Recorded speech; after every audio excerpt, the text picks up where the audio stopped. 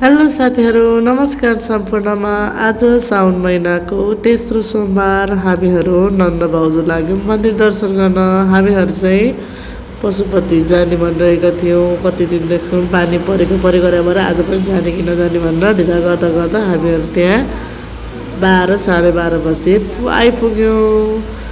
जाँदै गर्दाखेरि बाटोमा भिडभाड थियो, त्यही पनि लाइन नबस्ने बाहिर दर्शन गर्ने भएर जाँदै थियो। जाँदाखेरि लाइन हेरेको, लाइन त छुट्टै रहेछ, के गर्दा भनेर नन्द भाउजू सल्लाह गरेर ल एकछिन हेरौँ त्यसपछि बस्नु पऱ्यो बसेन भन्दै जाँदै थियो। जाँदै बाटोमा हेरेको त जुम ब्युटी सलोनले चाहिँ नि मेहन्दीको फ्री अफर राखेको रहेछ। हामीहरू पनि लगाइदिउँ त साउन महिना भनेर नन्द भाउजू नाम टिपाएर मेहन्दी लाउनलाई पालो कुरा बस्यौँ। त्यहाँ चाहिँ धेरैजनाले मेहन्दीहरू लगाइरहनु भएको थियो। अरूहरूको मेहन्दी हेरेर कुन डिजाइन राम्रो भनेर हामीले सेलेक्ट गरेर एकछिन मेहन्दी लाउन बस्यौँ पालो गरेर। पहिला भाउजू लाउन थाल्नु, त्यसपछि म पनि लाउन बसेँ। दुईजना नन्द भाउजू मेहन्दी लाउँदै गर्दाखेरि त्यहीको भाइलाई एउटा भिडियो खिच्नु भाउ भनेर एउटा भिडियो खिच्न लाएँ। त्यसपछि नन्द भाउजूले हातमा मेहन्दी लाएर कस्तो भयो भनेर भिडियोमा पनि हजुरलाई देखाउँछु। धेरै राम्रो त होइन, ठिकै खालको थियो। स्टुडेन्टहरूले लगाइराखेको होला बिचरा, त्यही पनि राम्रोसँग लगाइदिइरहेको थिएँ। दुईजना मेहन्दी लाएर ल मेहन्दी लगायो, अब मन्दिर दर्शन गर्न जाऊँ भनेर दुईजना लाग्यौँ मन्दिर दर्शन गर्न।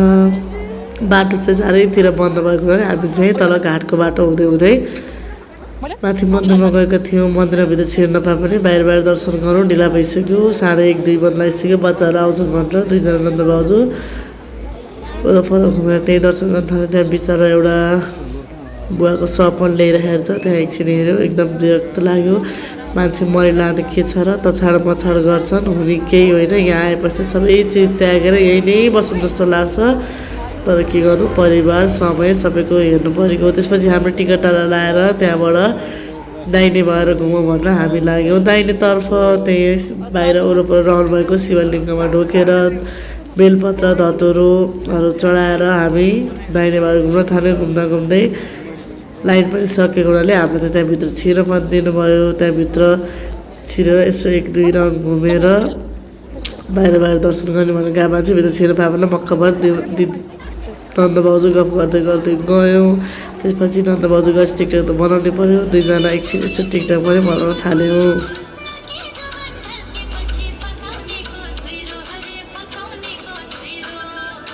मैले चाहिँ यो भिडियोहरू बनाएको धेरै भएको छैन। बोल्दा कुनै चिजहरू गडबड हुनसक्ने, बोल्दाखेरि कुनै नमिल्न सक्ने हुन्छ, त्यही भएर सबैजनाले माफ गरिदिनु होला। मेरो चाहिँ यो भर्खरको एक्सपिरियन्स हो। मान्छेहरूले चाहिँ के गर्छन्, पैसा कमाउँछन् भन्छन्, तर पैसाको लागि भन्दा पनि मेरो यो बोल्ने साथी भइरहेको छ। बच्चाहरू बिहानै स्कुल जाने, बुढो पनि काममा हिँडिहाल्नुहुन्छ। मेरो बोल्ने सहारा चाहिँ यो फेसबुक टिकटक भएको हुनाले म चाहिँ सानो भिडियो आज हामीले चाहिँ कृष्ण झुला पनि गरेका थियौँ। त्यहाँ देख्दै हेर्दै ठ्याक्कै कृष्ण भगवान जस्तो झुलामा बसिरहनु भएको थियो। हामीले किन कृष्ण झुला गरिसकेपछि व्रत बसेको हुनाले फलफुल खान थाल्यौँ। फलफुल सबले खायो अरे हामी त्यहाँबाट फर्क्यौँ।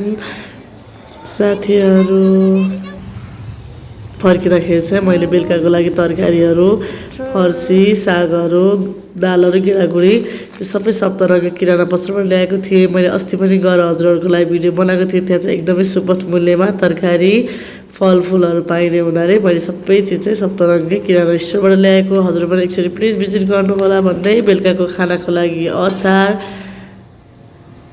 फर्सी र न्युरोको तरकारी पकाएर खानासाना खाएँ। आजको दिन मेरो यस्तै रह्यो। हजुरहरूलाई मेरो भिडियो कस्तो लाग्छ प्लिज कमेन्ट गर्न चाहिँ नबिर्सनु होला भन्दै आजको भिडियो यही एन्ड गर्छु। हस् त, बाई बाई।